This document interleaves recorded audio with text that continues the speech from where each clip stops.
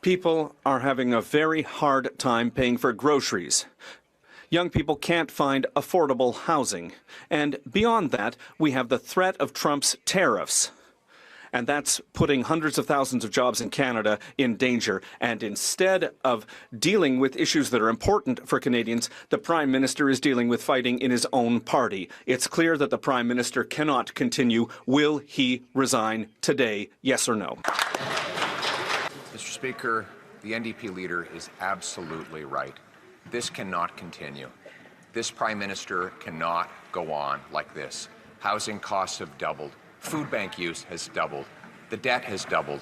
Gun crime has doubled. And now we face troubling tariff threats from a president who can see weakness coming from a mile away. The Prime Minister must leave this job. But there's only one person who can remove him, and that's the leader of the NDP. Yes. Will he put the country ahead of his pension? Canadian Prime Minister Justin Trudeau is on the brink as his government spirals out of control. All this as globalist governments across Europe have all begun to collapse. The Liberal House of Cards is collapsing as we speak, gang, and it's not even Christmas time. You're going to absolutely love this. Greetings, everyone. It is I, Dr. Steve. It is live stream Monday night. I am your patron professor, here to give you a front row seat on the rise of a new golden age. So make sure to smack that bell and subscribe button as we do every Monday night here. We'll be here on YouTube for about 20 minutes or so, and then we're going to go off to our own censorship-free exclusive live stream platform. So if you want to join us over there for some sweet fellowship and some scholarly discussion, well, then please just scan that QR code right over there. Right over there.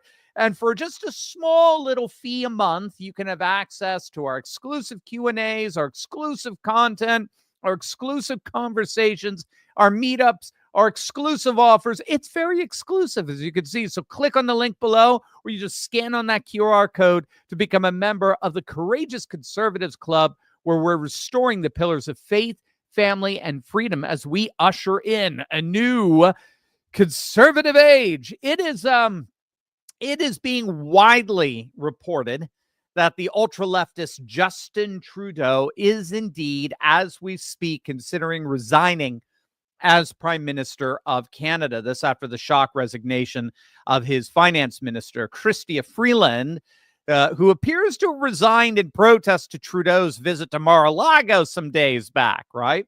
According to the AP, Freeland, who's also the deputy prime minister, she claims that Trudeau told her on Friday that he no longer wanted her to serve as finance minister and that he offered her another cabinet role. But she said in her resignation letter that the only honest and viable path forward was to leave the cabinet. In other words, she knows a sinking ship when she sees one, and she is jumping ship. That fellow you saw at the very beginning, Jagmeet Singh, he's the leader of the NDP, the New Democratic Party.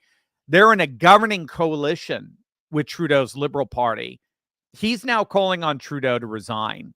So it looks like we'll see how this plays out, but it looks like this is the end of the line for Trudeau. I mean, his popularity has absolutely plummeted since assuming office 10 years ago. And to make it even worse, just a couple of weeks back, we got some of the most embarrassing video imaginable of Canadian Prime Minister Justin Trudeau dancing and making a fool of himself at a Taylor Swift concert in Montreal. And to make it even worse, this is happening when Montreal was engulfed in violence and destructive anti-NATO protests that vandalized the city. So the trope of Nero fiddling while Rome burned comes to mind. Well, by the way, there's no actual direct historical evidence that Nero ever fiddled while fires ravaged Rome back in 64 AD. It is a trope that nevertheless illustrates what happens when our leaders are more obsessed with power and affluence than public service. They revel in hedonistic pleasures, completely clueless to the collapse of the social and political world around them. Now, the good news is that it does look like Canada is about to elect their own Donald Trump in the guise of the Conservative Party and their populist leader, Pierre Poilievre. Poilievre's Conservatives are poised to absolutely crush Trudeau's Liberal Party in their upcoming parliamentary elections, which may end up happening far sooner than anyone expected if Trudeau does indeed resign by the end of the week. We'll obviously be keeping a very, very close eye on how things develop here. Now, at the very same time this is happening, across the pond, the left-wing globalist German government has just officially collapsed. Chancellor Olaf Scholz was actually in a coalition with there were a total of 3 parties. So his own party, which is the center-left Social Democrats. Then they were in a coalition with the far-left Green Party and the centrist Free Democrats. Free Democrats traditionally tend to ally with the Conservatives, but in their last election, nobody got even close to a majority. The CDU, Angela Merkel's old party, was voted out of power. But as part of the negotiations back in 2021, as part of their ongoing attempt to keep the AfD, the so-called far right, the radical right, the extreme right, AfD, the Alternative for Deutschland, to keep them out of power, these 3 parties formed a coalition government. But it's completely collapsed now. It's extremely unpopular as they basically run Germany's economy into the ground. And so after a vote of no confidence today, they are now set up for their own snap elections. And this is only just to give you a sense of how significant what happened today is. This is only Germany's 4th snap election, as I understand it, since they're in their parliament post World War II. So in their post World War II, liberal democratic history, this is only the 4th snap election. Their government has historically been a model of stability, but that's before the globalist world order started to shatter all over the world, especially with what you did on November the 5th. And so Germany is doing everything they possibly can to try to hold on to that liberal globalist order, despite the fact that it is quite literally collapsing everywhere.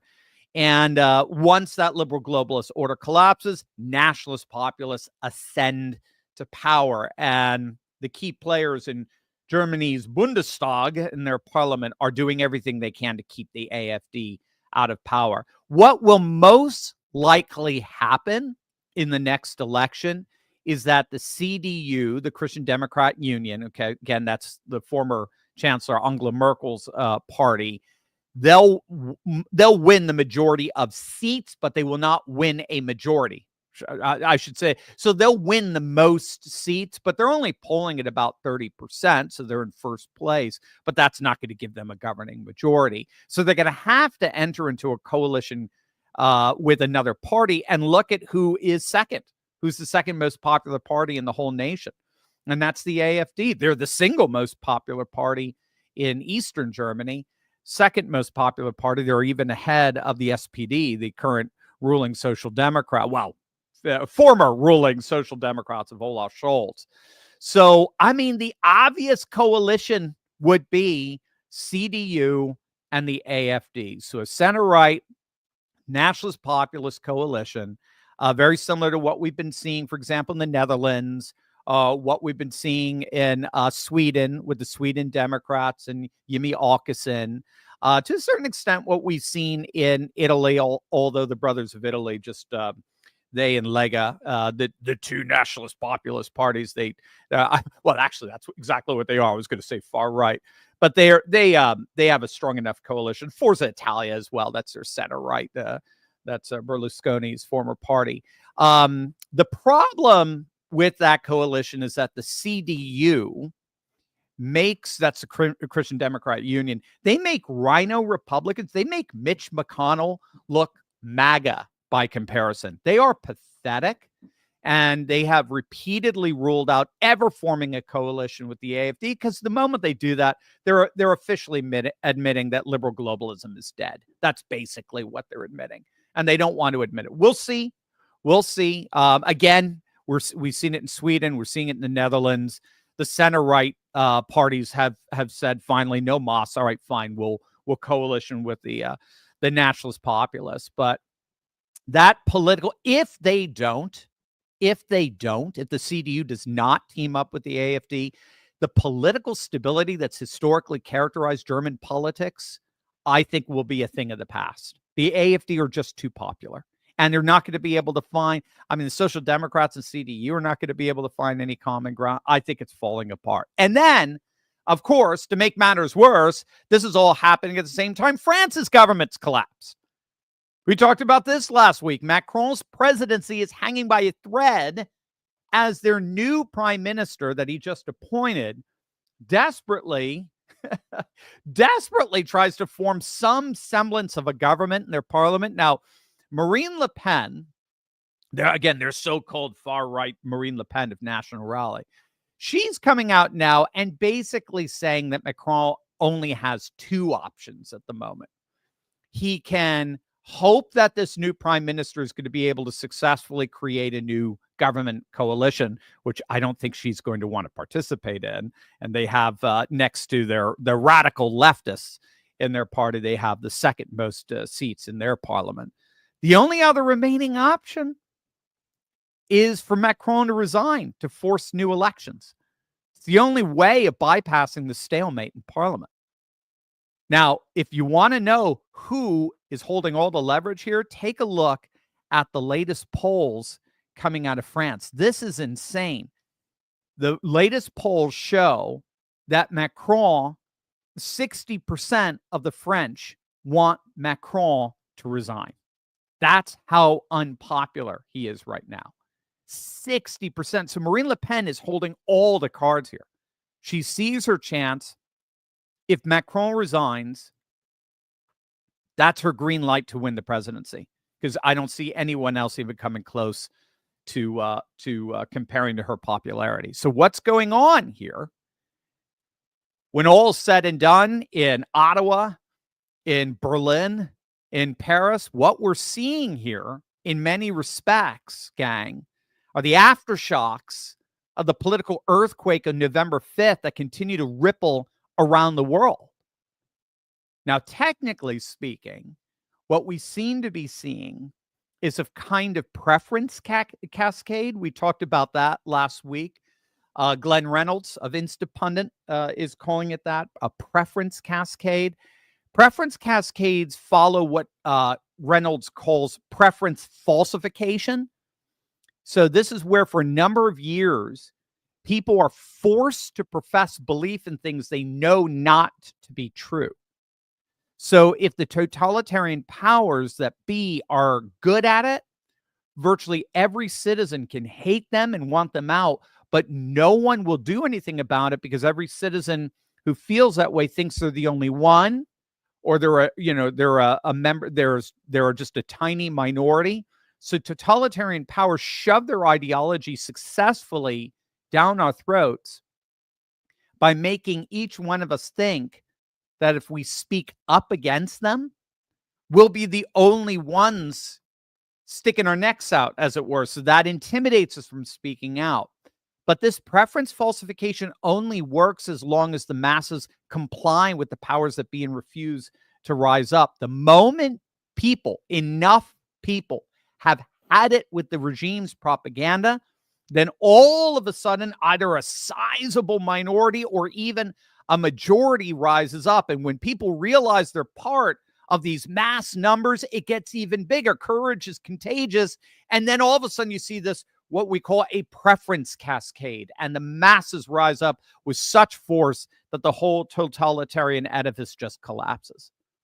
It's what we saw with Eastern Europe in 1988. It's what we saw with the Berlin Wall. It's what we saw with the Soviet Union in 91. We just saw it. Heck, we just saw it in Syria with the Assad regime and just how quickly that imploded. Seemingly powerful regimes can literally collapse overnight if there's enough of a preference cascade to overwhelm them. And I think that's exactly what we're seeing here in the United States, Canada, and Europe. More and more populations are recognizing that the world changed on November 5th. The election of Donald Trump signaled the end of Washington, D.C. as the epicenter of liberal globalism. And without that epicenter, all other liberal globalist regimes are starting to fall. Their respective populations are turning on them the way we turn on the Biden-Harris regime. And so what all of this means is that you did far more than just give President Trump a landslide victory in November. You didn't just help Trump win the presidency. You really did change the world. Over to you. Let's see if you guys have any questions. Micah, our producer, is here. He can give you guys some instructions on what to do. Micah, how are you doing, sir? And a happy Doing well, birthday, Micah. It was Micah's birthday yesterday. Yep, just turned 23. So Oh, you don't look a day over 18. Thank you. Yeah, that's I shaved, so we're I have less credibility, I hear, when I don't have a beard. So all right, guys. Well, we have this sign up. So if you guys use the QR code and or click the link below, you can join us for our Q&As. We have 8 a month, 2 a week, Monday nights, Friday mornings, as Dr. Turley said at the beginning of this live stream. So if you would like to ask your questions or join the coolest patriots around, we have a very active community of about 5,500 members in our Courageous Conservative Club. So don't miss out. Ask your questions, and you get a lot of other exclusive content and meetups and all these other promos that we like to do, discounts to the merch store, lots of events and stuff. So we're going to get started with a few questions before we turn over to our VIP live streams. We have a question from Mayvita Loca, and they ask, hello, Dr. Steve. I like Pam Bondi a lot, but she seems a bit liberal on gun control, which concerns me a lot. Your thoughts? Yeah, I wouldn't worry about it too much. I know what you mean, but she's going to be consistent with Trump's policies, and Trump has been unwavering in terms of being a defender of the Second Amendment. He knows the problem isn't guns. He knows the problem is the insane worldview of liberals and the breakdown of any semblance of moral society in many parts, particularly of our inner city urban areas. Awesome. Great question. A lot of the appointees, I know there's a lot of, these are brand new faces for a lot of the nation. So it's good to get the details. Yeah, she's not going to go against Trump on that. Yeah. That's for sure. She won't even go near it. Yeah. It's good. It's good to have the strong man in those cases. That's right. I think Canada's finding that out right now. Brian B asks, should we be worried about a black swan event with a dirty bomb in the mid-Atlantic? It's scary, isn't it? I mean, just, I guess that's part of the theory, or what's coming out about these drones, is that apparently a small amount of radioactive material went missing during, I guess it was transit from a cancer treatment center in Jersey. This is according to a report from the U.S. Nuclear Regulatory Commission, the so-called NRC. Again, it's just from the reading that I've done. It's a report back from December 13th, and it cited a statement from the New Jersey Department of Environmental Protection that goes back, I believe, December 3rd, that claimed that they were basically missing some radioactive material, and that's making everyone kind of freak out. Wait a minute, are these drones, basically nuke sweepers? Are they looking for a dirty bomb, like you said? Are they trying to detect unusually high radioactive activity in an area where it should not be happening, and the like? Again, anything could happen. We live in a very, very dangerous world. I don't think anything is going to interrupt January 20th. I think if that were to happen, there would be so much societal unrest. It would just, I think they've learned, again, the sense I'm getting is that the left has more or less surrendered. They're shell-shocked. They don't know what quite to do. They're leaderless. No one's taking Kamala seriously. No one's taking Biden seriously. No one's taking anyone in their leadership. Nancy Pelosi, I mean, she's she's getting hip replacements. No one's taking them seriously. They're absolutely leaderless. Nobody, they blame Obama for their loss. So I'm not seeing that. That said, so in other words, I'm not seeing some kind of black swan event purposely perpetrated by the Democrat regime. Could it be a deep state operation? Could it be something from an Al-Qaeda sleeper? So, we'll see. I don't know. I don't know. But of course it's a possibility. And the very fact that the establishment, the federal government has been so, pathetically incompetent in how they have handled this drone hysteria. We have no idea who these drones are, but we know they're friendly. Put those two things together, right? We have no idea what that creature is, but don't worry. We're under no threat. Well, if you don't know what the creature is, then how can you possibly assess the threat risk? So it's absurd. Nobody buys it. So it just seems to me the most reasonable explanation is something like a nuke sweep. And is it just radioactive material from a cancer ward, or is it something more serious? We're going to have to see how it plays out. Yeah, great question, Brian. I think it's telling that we have an elected president-elect answering questions about this before Kamala Biden. Like, has anyone seen them? He's been briefed, but you could tell he's very upset at the way they're handling it. He's very upset at it. So, by God's grace, everything, we stay fine until January 20th. If we don't know, if we're not at the bottom of it by then we will be after them. That's for sure. Yeah, we have the hounds out for. We have the hounds out. That's right.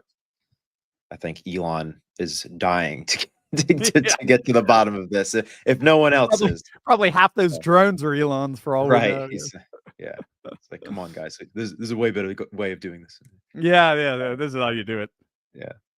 Guy has a question. Dr. Steve, I'm worried about the drones that are called nuke sniffers. I'm concerned that there will be a nuke set off in New York City, which is a 45-minute to an hour drive. If not, I'm also worried about Congress passing a bill that will give the government power to start new wars. Is there any hope? Yeah, the hope, I think, is that they just, the body language they're giving off, not just here, but in, like I'm pointing out, in Ottawa and across the pond and in Berlin and Paris, it just seems like they're just done. They've reached sort of a critical mass of their own capacity, and we're hitting a tipping point, their own ruling capacity, and we're hitting a tipping point where they've just, not even half of them believe in their regime anymore. That's what happened with the Soviet Union, is their true believers aren't true believers anymore. And they just become so disillusioned with the incompetence that they're seeing there. And it seems to be baked into the cake with bio-Leninism. We talk about bio-Leninism, where your basis for working your way up the system is not based on competence. It's instead based on your identity and the identity politics boxes that you check off. So people get promoted up the ranks not because on the basis of competence, but rather on the basis of, whether they're the first and then fill in all the blanks of identity politics, which means that the people who are on top are people who probably shouldn't be there because they're not competent. Competence was not used as a promotion screening process for their working their way up to the top. So I think bio-Leninism entails sort of its own demise, and I think that's what you're seeing. Now that said, that doesn't mean there aren't going to be, enough true believers in there to try to, blow the whole thing up. That may be happening. But by God's grace, it looks like we have enough of a dream team outside of that regime surrounding Trump, that will, let's just say, will minimize the damage. But it is very. I mean, the nuke sniffers, as you point out, it's very concerning. I'm here. I'm in the Philadelphia area, so I'm not too far away. And yes, it's very concerning. I don't know about the Congress passing a bill that'll give the government power to start new wars. Congress doesn't really do anything with wars. They send weapons, but they haven't. When's the last time they've actually passed a declaration of war? It's been forever, right? They've abdicated that congressional roles, I understand it, which they were supposed to have. They basically resigned it to presidential war powers. But regardless, I mean, it's gonna be a tenuous month and a half, right? Well, not even.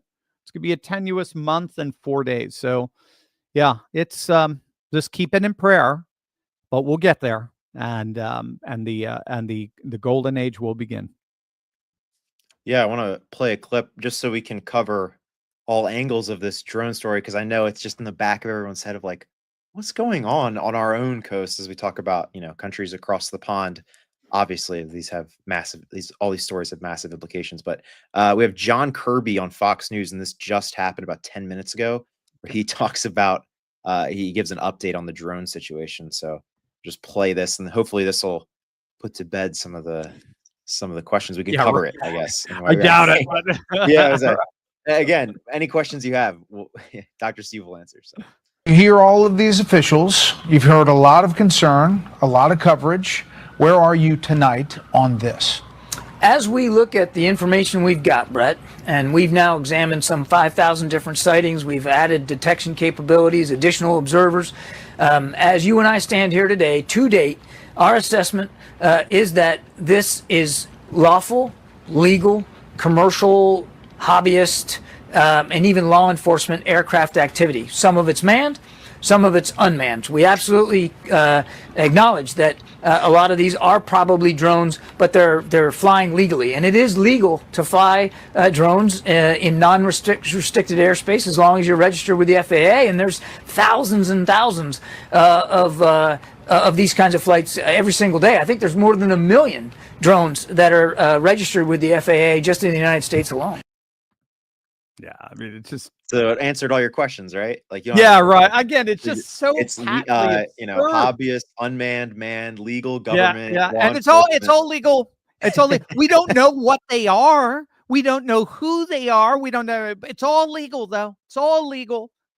Yeah, it's just absurd. Again, Trump is livid over the way they're handling this. And there is a possibility we should point this out too. I was thinking of doing a video of this tomorrow morning, but there is a possibility that this just may be the final straw that breaks the proverbial camel's back. I mean, the key here is that this is all just further delegitimizing the state, particularly the Democrat administration in New Jersey. And Matthew Continetti, the political commentator, he was making the observation today that the radical discrepancy between what residents are seeing and how they want their government to respond with truthful transparency and how the government is actually responding, their Democrat government is responding, which is complete incoherence.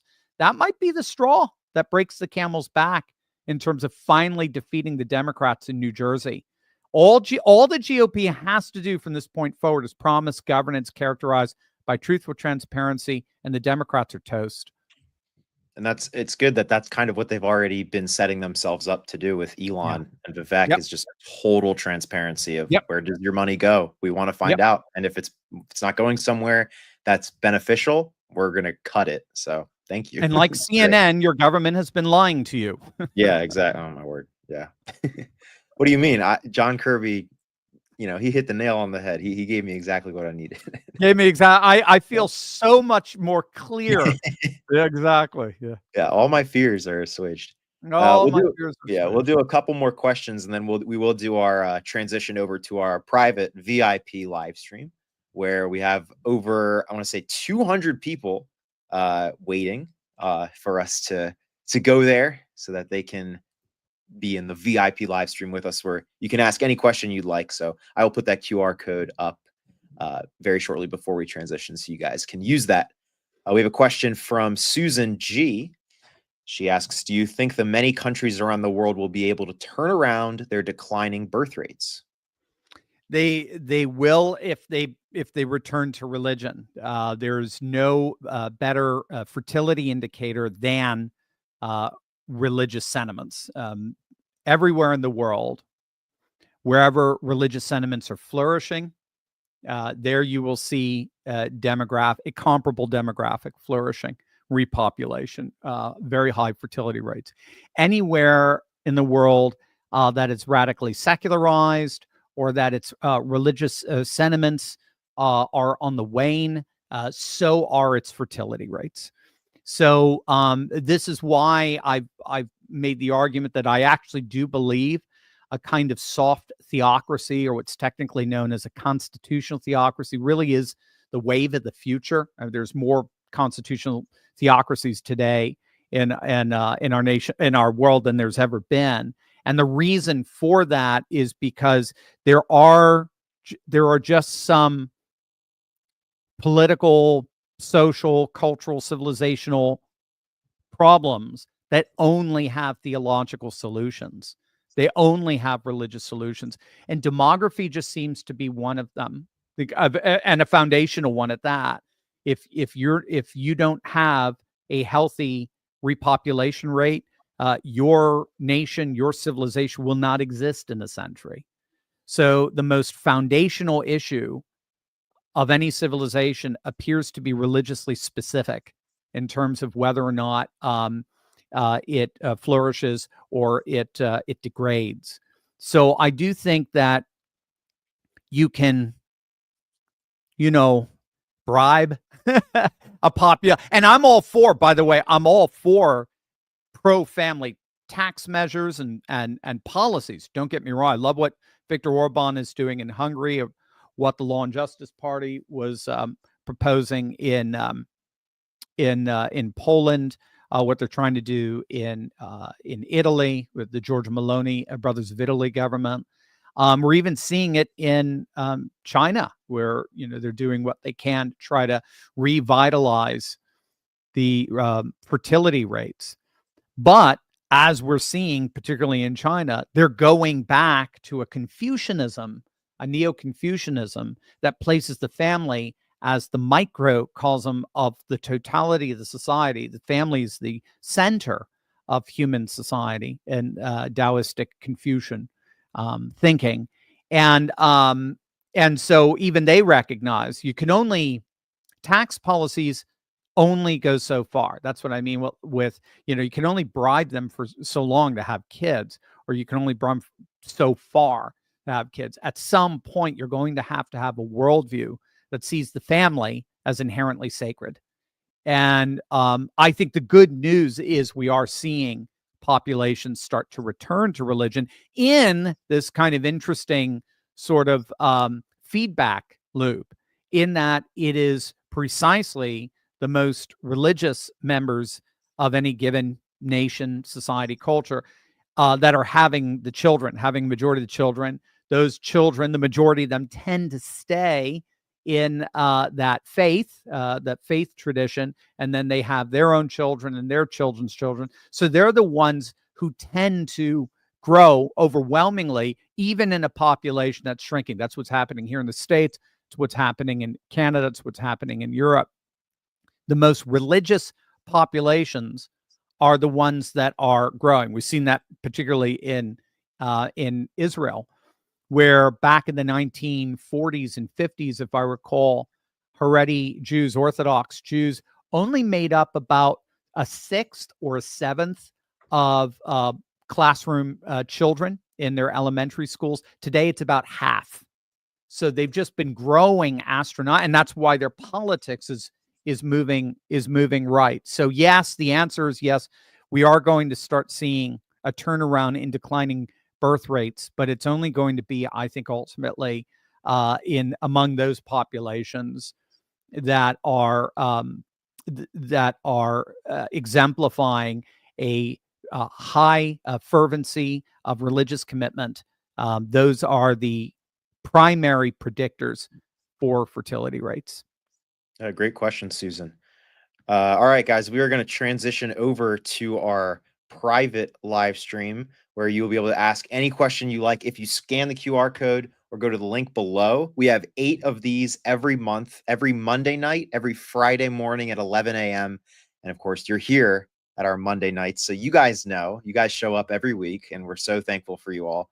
But if you just scan the link or scan the QR code or click the link below, you'll be able to join us in our private VIP live stream, where because YouTube has completely demonetized Dr. Steve and our entire channel, we make no money from these videos. We don't. So the only way that you can help support us, or if you would like to support us, of course, you can join our membership to the Courageous Conservative Club. But also, it's not just a donation button. We want to answer your questions. So of course, we will answer any questions you have 2 times a week, 8 times a month.